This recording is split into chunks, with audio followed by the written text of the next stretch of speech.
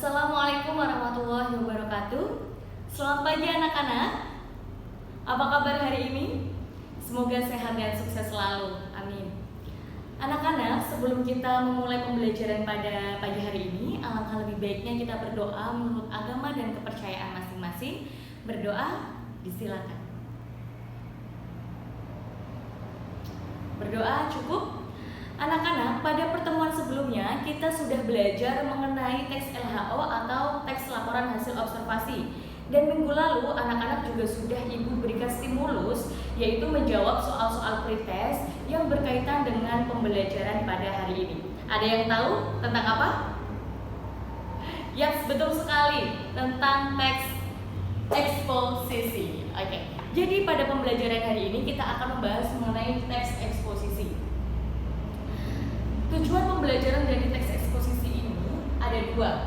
Dari yang dulunya biasanya 3, sekarang disederhanakan menjadi 2. Jadi di kurikulum baru ini untuk tujuan pembelajaran atau kompetensi dasarnya lebih disederhanakan menjadi 2. Jadi mudah-mudahan anak-anak lebih memahami dan lebih mudah untuk menerima pembelajaran.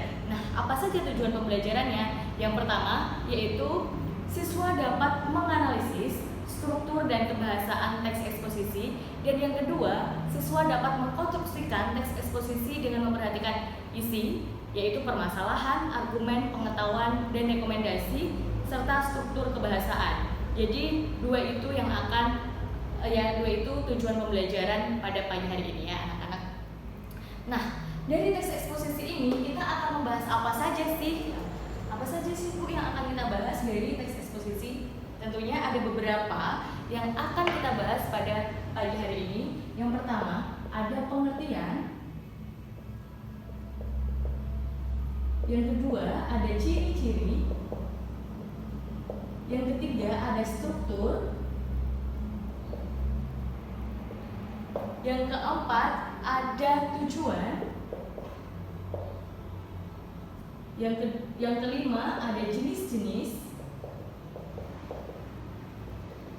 Yang keenam, ada langkah-langkah untuk mengkonstruksikan teks eksposisi.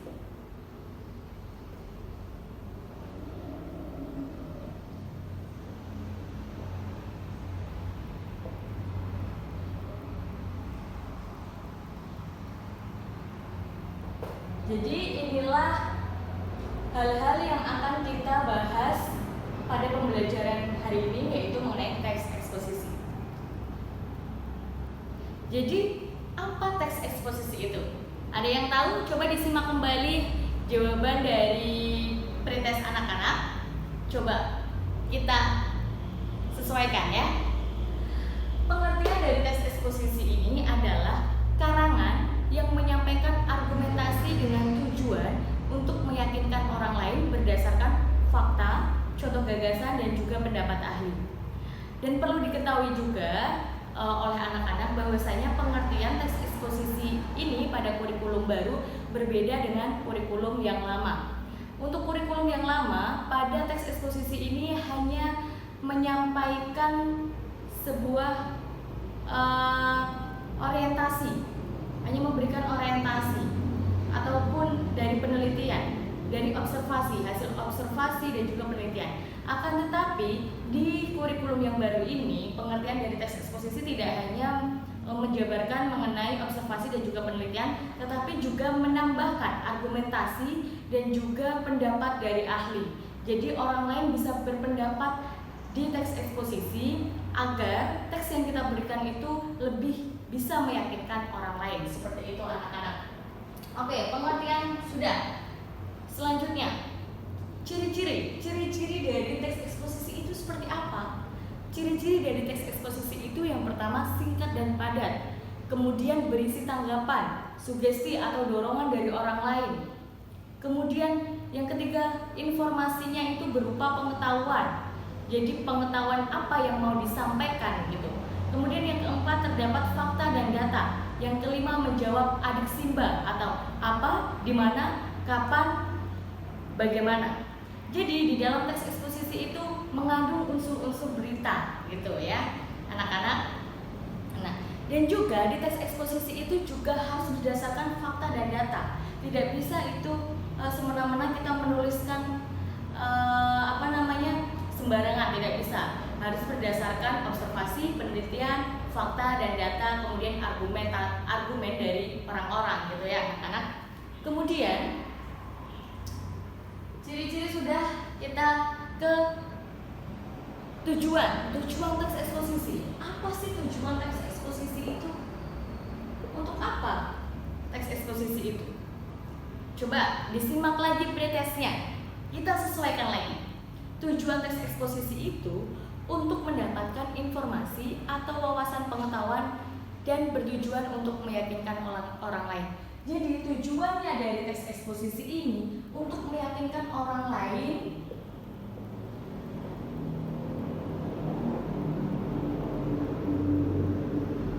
kemudian juga untuk memberikan pengetahuan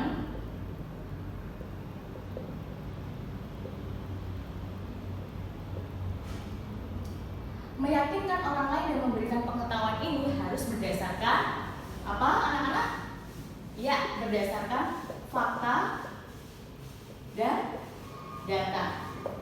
Kalau tidak berdasarkan fakta dan data, tidak bisa dikatakan eksposisi ya.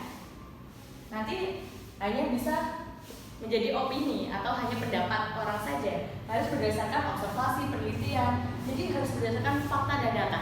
Jadi di teks eksposisi ini kita tekankan pada fakta dan datanya. Seperti itu. Lalu apa saja struktur dari teks eksposisi itu, Bu? Apa strukturnya?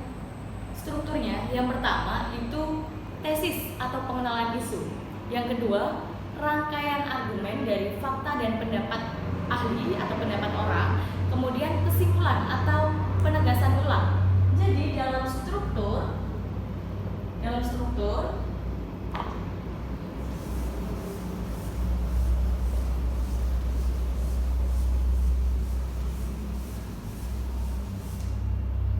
strukturnya ya anak-anak. Strukturnya itu yang pertama ada tesis. Tesis ini apa, Bu? Tesis ini pengenalan isu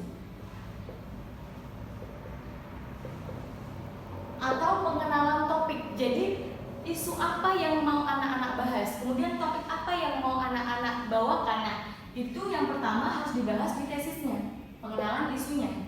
Yang kedua, setelah dikenalkan isunya, sudah dibahas topiknya, kemudian kita harus ke rangkaian argumen.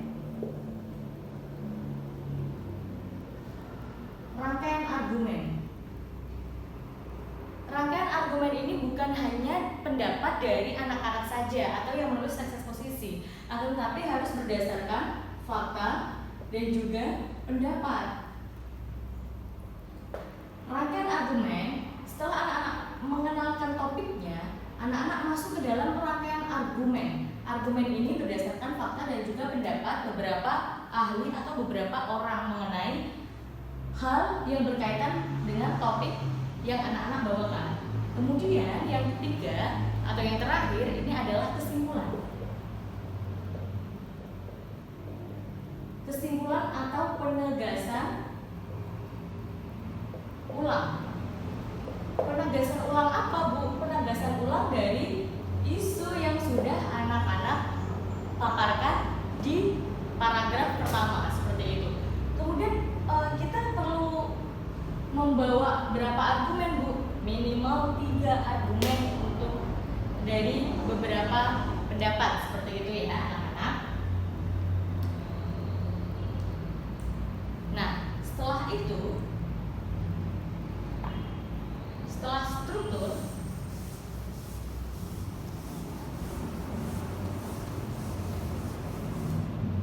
jadi itu adalah struktur dari teks eksposisi. Kemudian jenis-jenis teks eksposisi.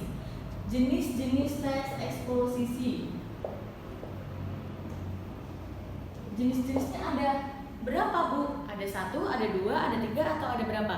Coba disimak lagi dari jawaban anak-anak pretest minggu lalu. Itu juga ada jenis-jenisnya kan? Nah, coba disimak kembali. Apakah yang anak-anak jawab gitu ya? Ada berapa gitu?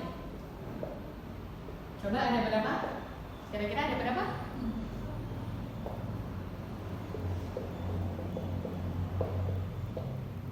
Ada 8 jenis teks eksposisi. Yang pertama apa? Eksposisi definisi. Teks eksposisi definisi ini yaitu mengenai yang bersifat definisi atau deskripsi gitu, yang mendefinisikan sesuatu hal. Ini adalah teks eksposisi definisi. Kemudian yang kedua, proses. Apa itu tes eksposisi proses? Tes eksposisi proses itu adalah tes eksposisi yang di dalamnya memberikan langkah-langkah atau cara membuat sesuatu atau hal yang lainnya. Akan tetapi berbeda dengan teks prosedur ya anak-anak. Kemudian yang ketiga itu ada ilustrasi, mengilustrasikan sesuatu. Terus kemudian yang keempat itu ada pertentangan.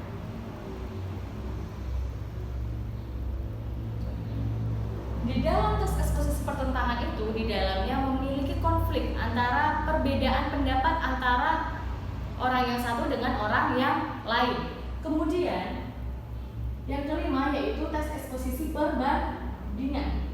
Jadi ada hal yang dibandingkan di tes eksposisi itu berkaitan dengan topik yang anak-anak bahas. Kemudian yang selanjutnya yaitu klasifikasi, mengklasifikasikan sesuatu. Klasifikasi mengklasifikasikan sesuatu. Kemudian yang ketujuh yaitu berita. Di dalam tes eksposisi juga ada tes eksposisi berita yang di dalamnya memaparkan mengenai berita-berita seperti itu ya. Kemudian tes eksposisi analisis untuk menganalisis sesuatu hal. Jadi inilah 8 jenis-jenis dari teks eksposisi. Coba bagaimana jawaban anak-anak? Sudah sesuai atau belum? Jika belum sesuai, silahkan untuk diperbaiki, untuk disamakan dengan pembahasan kita pada pagi hari ini gitu ya. Nah, ini dia yang terakhir yaitu apa? Langkah-langkah setelah kita sudah belajar mengenai pengertian ciri-ciri sampai juga jenis-jenis dari tes eksposisi, kita akan belajar mengenai langkah-langkah.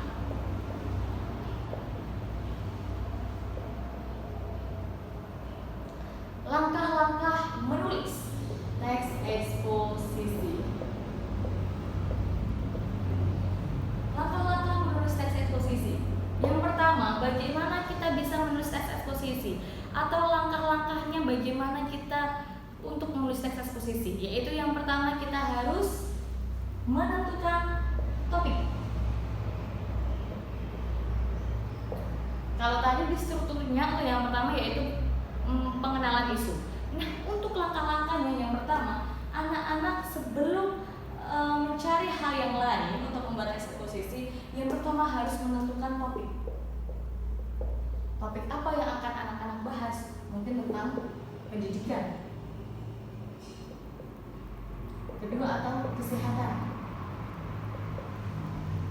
Dan ketiga atau pertanian. Nah, ini topiknya. Selain ini masih banyak lagi, ini hanya beberapa contoh saja. Menentukan topik-topik apa yang mau anak-anak bahas gitu kan. Yang kedua, setelah anak-anak sudah menentukan topik apa yang harus anak-anak lakukan, yang kedua yaitu mengumpulkan bahan.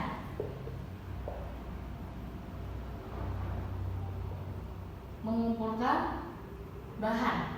Mengumpulkan bahan ini apa? Mengumpulkan bahan ini adalah bahan untuk setelah kita mendapatkan topik, kita mencari bahan untuk mencari hal yang selanjutnya, untuk mencari argumen-argumen, untuk mencari pendapat ahli. Bahan-bahannya apa saja gitu. Yang ketiga yaitu menyusun kerangka. Setelah anak-anak sudah mengumpulkan bahannya, bahan ini berarti ya dari fakta, data, dan lain sebagainya gitu ya. Kemudian setelah mengumpulkan bahan ini untuk dijadikan teks eksposisi, maka anak-anak harus menyusun kerangka. Harus menyusun kerangkanya sesuai dengan struktur teks eksposisi ya. Kemudian yang keempat yaitu atau yang terakhir yaitu mengembangkan tulisan.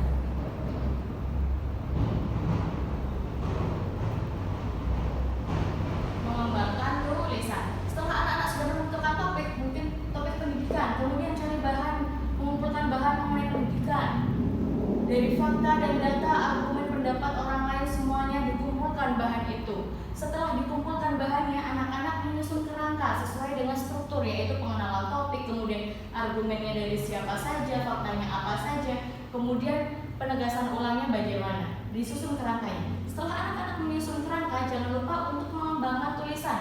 Buatlah tulisan sesuai dengan ejaan bahasa Indonesia yang disempurnakan, sesuai dengan EYD yang benar ya anak-anak.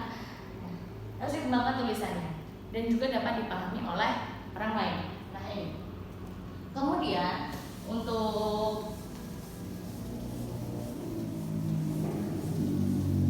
hal yang lain yang berkaitan dengan teks eksposisi yaitu mengenai kebahasaan.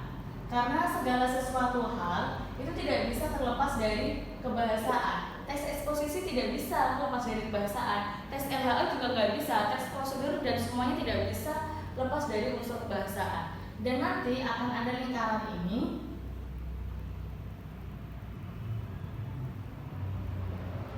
Nah, apa saja yang ada di ini? Ada juga nanti ada yang unsur temporal dan lain sebagainya. Kita akan bahas di pertemuan selanjutnya. Ini hanya untuk pembuka saja sebelum kita bahas di pertemuan selanjutnya.